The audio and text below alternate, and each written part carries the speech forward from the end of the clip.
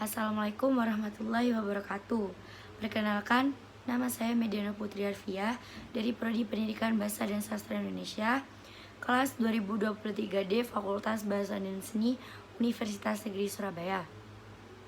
Di sini saya akan menjelaskan atau bercerita tentang pengalaman saya selama di SMA. Jadi, saya di SMA itu mengikuti 2 ekskul. Yang pertama badminton dan yang kedua si satu ketakwaan. Tapi di sini saya akan bercerita sewaktu saya mengikuti si satu ketakwaan. Si satu ketakwaan itu sendiri adalah sebuah ekskul yang dinaungi oleh instansi sekolah di mana berfokus pada kerohanian atau keislaman. Sesuai dengan judulnya ketakwaan.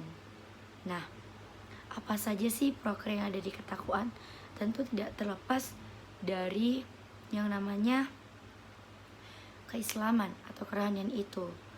Jadinya proker ketakwaan ini sendiri memperingati hari besar Islam. Contohnya Maulid Nabi Muhammad SAW, 1 Muharram dan Isra Mi'raj. Bahkan peringatan Islam yang lainnya, peringatan hari-hari besar Islam yang lainnya. Nah, pasti banyak yang bertanya, kenapa sih kok memilih bercerita tentang si satu ketakwaan? Kenapa kok tidak yang lainnya? Jadi itu banyak sekali pengalaman yang saya dapatkan sewaktu saya dan panitia yang lain dan teman-teman saya yang lain akan mengadakan suatu acara dari proker yang ketakwaan telah buat.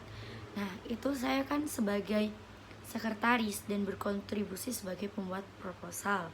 Di samping saya membantu panitia-panitia yang lainnya.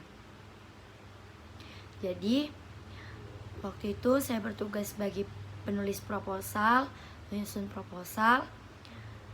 Sewaktu penyusunan tidak ada kendala. Alhamdulillah berjalan dengan lancar. Tetapi sewaktu ingin meminta tanda tangan untuk kepada guru pembina atau guru pendamping, dan juga kepada waka dan juga kepada kepala sekolah, itu terkadang kita harus mencari waktu gitu. Kenapa kok mencari waktu?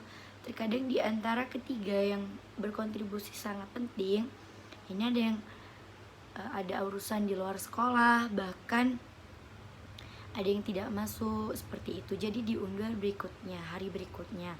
Nah, ketika sudah sampai di hari berikutnya, saya mengajukan proposal yang telah saya buat yang sesuai dengan kesepakatan bersama. Kemudian lembaran demi perlembaran dibuka oleh waka atau oleh yang bersangkutan, dibuka. Dan banyak sekali coretan-coretan di mana saya harus merevisi.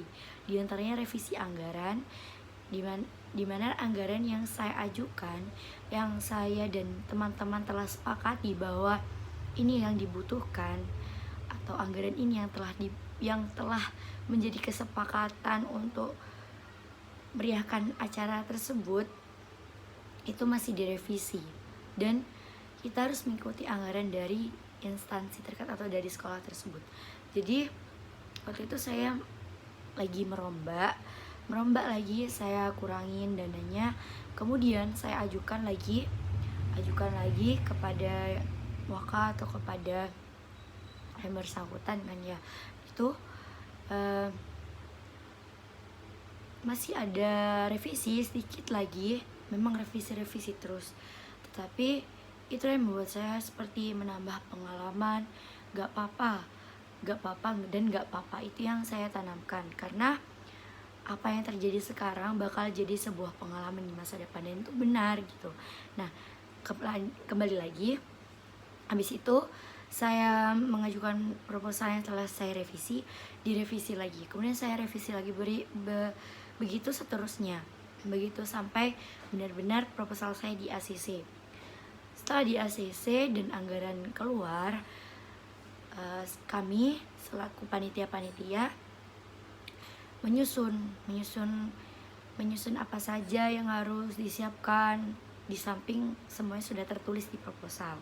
Nah, Setelah itu tibalah acara datang, dan tibalah dimana acara itu yang kita tunggu-tunggu dan penuh lika-liku dan perjalanan di dalamnya itu. Jadi tibalah acara itu ya. Terus kemudian alhamdulillah seperti berjalan dengan lancar, jalannya lancar dan juga tidak ada halangan sedikit pun. Kemudian tetapi tugas saya tidak berhenti di situ saja, tidak berhenti acara selesai, semua ikut selesai, tidak. Kenapa?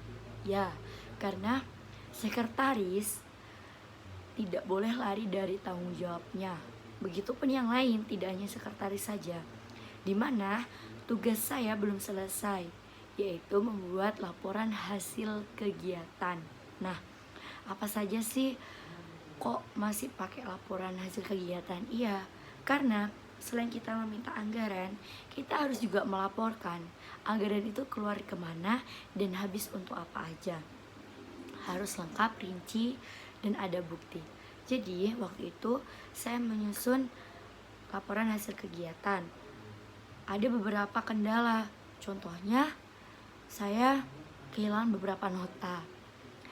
beberapa nota yang sangat saya perlukan untuk bukti bahwa anggaran ini keluar untuk ini loh, anggaran ini keluar untuk ini, begitu.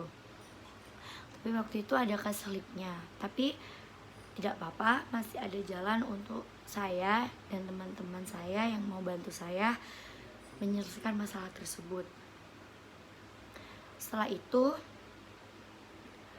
Setelah saya menyusun laporan, dicek oleh pembina apa aja yang kurang, apa aja yang perlu direvisi lagi. Dan ternyata beberapa ada yang kurang, nggak terlalu banyak juga, mungkin seperti dokumentasi tidak lengkap.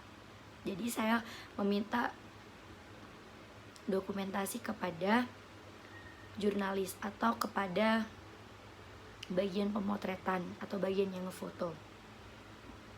Setelah itu saya print, saya tempel di belakang laporan hasil kegiatan tersebut. Jadi meskipun banyak sekali revisi-revisi, tetapi saya merasa bahwa pengalaman yang saya dapatkan waktu itu tuh sangat berarti buat saya. Kenapa? Karena dari situ saya belajar arti organisasi sesungguhnya. Karena saya bertanggung jawab atas apa yang telah saya putuskan, dan saya mengikuti dari awal. Saya memulai membuat proposal sampai akhir di titik dimana saya membuat laporan hasil kegiatan. Jadi benar-benar perjalanan lika-liku tetapi mengasihkan, karena banyak sekali teman-teman yang ngedukung, meskipun kadang pusing berkas-berkas ini itu, tapi banyak sekali yang ngebantu. Dan saya sendiri merasa bahwa oh ya, ini adalah sebuah pengalaman yang menarik, sebuah hal yang harus saya tanamkan dalam diri saya, bahwa sesungguhnya jika orang ingin hal baru, dia harus mencari, dia harus benar-benar siap dengan konsekuensi. Tetapi bukan untuk ditakuti, harus dihadapi dengan enjoy. Karena sesuatu yang kita lakuin dengan enjoy, jalan pun kita akan santai dan tidak akan terburu-buru, bahkan tidak akan ngerasa terbebani. Tapi kalau kita terus-terusan ngerasa kok gini terus ya, capek ya, males ya, kita akan terbebani dan tidak akan pernah enjoy dalam sebuah jalan. Seperti itu. Jadi pengalaman itu yang saya dapat waktu saya di SMA. Semoga bisa jadi pelajaran kita bersama dan selalu meningkatkan diri, kualitas diri agar menjadi pribadi yang lebih baik. Terima kasih, sekian dari saya. Apabila ada salah kata, mohon dimaafkan. Wassalamualaikum warahmatullahi wabarakatuh.